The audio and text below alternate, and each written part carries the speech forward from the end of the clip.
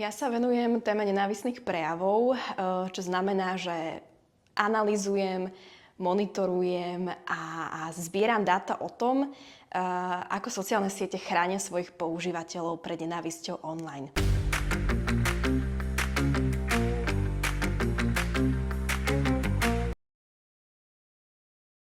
Sociálne siete totižto majú podľa európskej legislatívy povinnosť odstraňovať nezákonný obsah, ktorým sú rôzne napríklad podnecovanie násilia, nejaké vyhrážky a my sledujeme, či to sociálne siete naozaj robia. A keď to nerobia, tak dávame odporúčania, ako a prečo by to mali robiť. Vyzerá to, že momentálne skôr nerobia.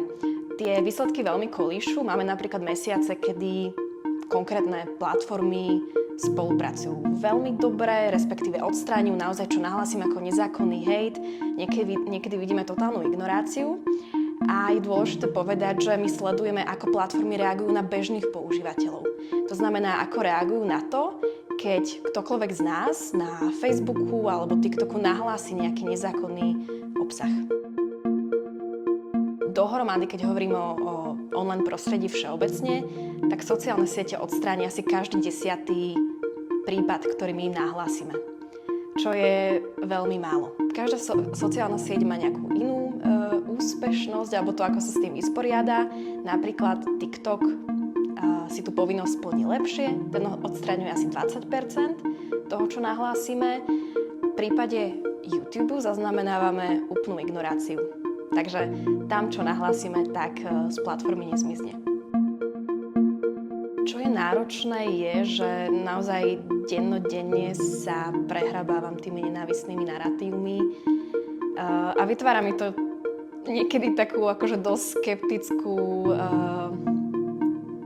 realitu o tom, že ako svet bohužiaľ funguje a koľko ľudí na internete naozaj sa vie chovať hrozným spôsobom k iným ľudským bytostiam.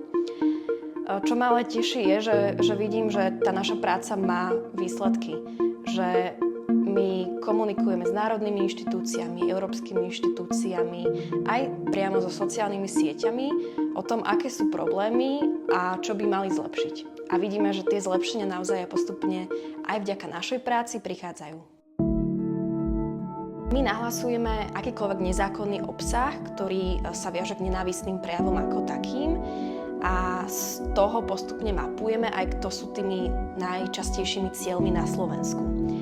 Vychádza nám, že najviac sa útočí na LGBTI plus komunitu a ďalej sú to hlavne rasistické naratívy, najmä proti Rómom a migrantom.